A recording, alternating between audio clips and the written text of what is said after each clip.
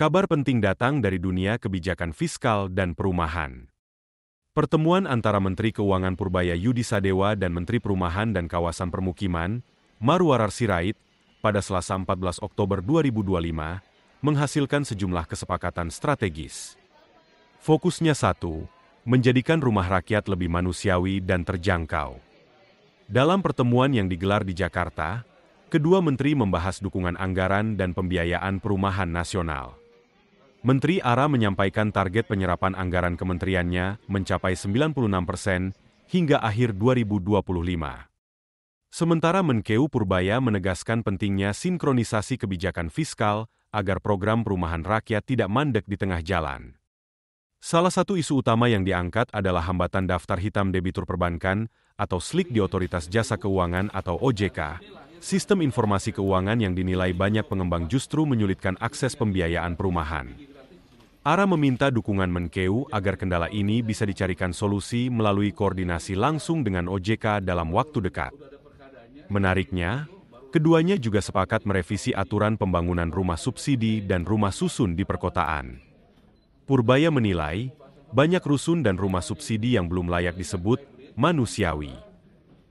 Luas bangunan yang terlalu kecil, lokasi yang jauh dari pusat kerja, serta desain yang monoton menjadi perhatian utama.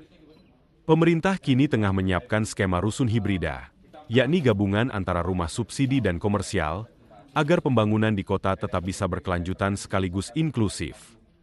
Aturan baru juga tengah disusun, termasuk kemungkinan peningkatan luas minimal rumah subsidi hingga 45 meter persegi. Menteri Keuangan Purbaya Yudi Sadewa menegaskan, kebijakan pemerintah di bidang perumahan rakyat bukan hanya soal angka, tapi soal keadilan. Rumah harus menjadi tempat tumbuhnya keluarga dan harapan, bukan sekadar bangunan kecil yang jauh dari kehidupan kota. Menkeu telah memanggil pemimpin perbankan untuk mendiskusikan hal ini, dan akan menggelar pertemuan lanjutan dengan OJK dijadwalkan berlangsung Senin dan Kamis pekan depan untuk memfinalisasi mekanisme pembiayaan dan kredit perumahan rakyat. Langkah-langkah ini menjadi sinyal kuat bahwa pemerintah tengah serius membenahi sektor perumahan. Dari pembiayaan, regulasi, hingga desain, semuanya diarahkan menuju satu tujuan, mewujudkan hunian yang layak, manusiawi, dan terjangkau bagi seluruh rakyat Indonesia. Bupati Wali Kota itu baru udah ada perkadanya dan mendukung itu baru lengkap dilaksanakan mungkin tahun ini Pak. Kalau yang tadi selesai 1 bulan, kapan dan mulai bangun? Nah skemanya saya mau bahas sama Pak sekarang. Skemanya ini boleh nggak hybrid antara bagaimana lu mana ya? Jadi kita mau buat langsung konkret Pak hybrid. Ini Tapera coba jelasin. Jadi hybridnya gimana? Ya, izin Pak, jadi hybrid itu kita tawarkan Pak, rumah vertikal misalkan harga sampai 560 juta. Dari LPP kita intervensi misalkan 50%-nya, 250 juta dengan suku bunga 6%. Selisihnya itu dari dana perbankan Pak, dengan bunga pasar. Iya. Jadi saya jadi menteri Pak, saya ajak ngomong 2 lembaga. Yang pertama YLKI, Yayasan Lembaga Konsumen Indonesia. Itu yang dari masyarakat. Yang kedua Badan Perlindungan Konsumen. Ini di ruangan saya Pak.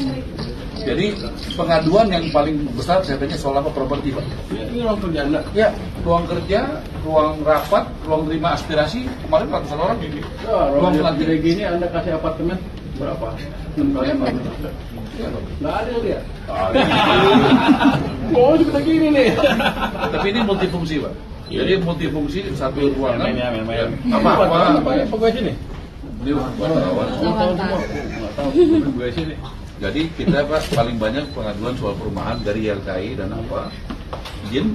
Jadi saya tangani yang paling besar Pak. Dan saya harus sampaikan sudah 2 kali pembayaran oleh Dipo Pak. Bayar apa deh? Bayar orang yang sudah bayar, terus belum dapat unitnya, kemudian dibalikin uangnya. 26 itu membangun dan renovasi adalah 290 ribu. Nah, jadi kita ditargetkan membangun dan renovasi 3 juta rumah. Nah, yang disiapkan APBN itu 790 ribu rumah membangun dan renovasi. Tahun ini 2025 membangun dan renovasi itu 390 rumah. Total berapa? 409 ribu rumah. Nah, jadi kami Pak, tentu kami berusaha dulu Pak. Tapi kita sudah sama tadi persepsinya buat target membangun dan renovasi itu 3 juta rumah. Tapi APBN yang disiapkan buat kami tahun ini total 490. Tahun depan 390 ya. Nah itu fakta yang saya senang karena Menteri Keuangan dan kami sudah satu frekuensi soal itu.